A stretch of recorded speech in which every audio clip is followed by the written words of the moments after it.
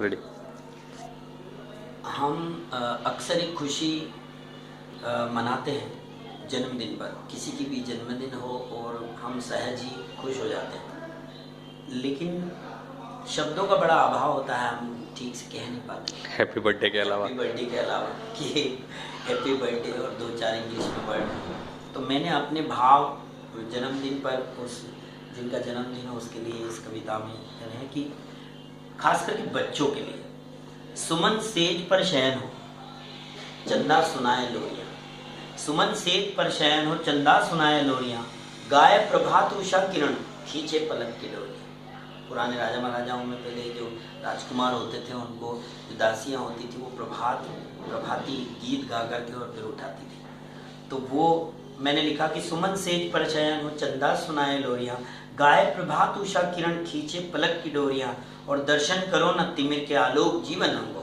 तिमिर बोले तो अंधेरा, दर्शन करो न तिमिर के आलोक जीवन अंग हो, और पीर ना हो स्वप्न में आजीवन हर्ष संग हो। पीर ना हो स्वप्न में आजीवन हर्ष संग हो, और विचार गिरी सुमेरु से। यहाँ मैंने इतने ऊंचे विचार रखे, सुमेरु पर्वत का नाम है।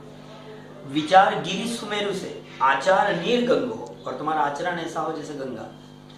विचार गिरी सुमेरु से आचार नीर गंग हो, और जब कभी खोलो अधर मुख सुमन वृष्टि करे। क्या बात, इतनी अच्छी वाणी। जब कभी खोलो अधर मुख सुमन वृष्टि करे, और कंठ विराजे सरस्वती शांति की विहंग। क्या बात, शांति की विहंग हो, और आए सहस्त्रों बार ये दिन छाए खुशी के रंग हो। आए सहस्त्रों बार ये दिन छाए खुशी के रंग हो, डाली रहना पल्लवित बहार जीवन संग हो। डाली रहना पल्लवित बहार जीवन संग हो। ये कविता के अंत में मैं ये कहना चाहूँगा कि दरअसल ये कविता मेरे एक दोस्त की बहन, छोटी बहन, कॉलेज में हम साथ में पढ़ते थे, तो उनकी बहन के लिए मुझसे लिखवाई गई थी कि उसमें उसका नाम भी आना चाहिए, ऐसी उनकी ख्वाहिश थी। और उस लड़की का नाम था पल्लवी, और मैंने आखिरी जो शब्द लिखे हैं नव पल्लवी, तो वो उसी के नाम के आधार पर लिखा था कि डाली रहो न पल्लवित बहार जीवन संग हो। ये कविताएं जन्मदिन के लिए बहुत अच्छी हैं। अगर आप किसी को देना चाहें, शेयर करें, कमेंट्स करें, लाइक करें, और अगर मुझे आप मौका देना चाहते हैं तो नीचे लिखिए नंबर पर आप मुझे ज़रूर कॉल करें। Thank you so much.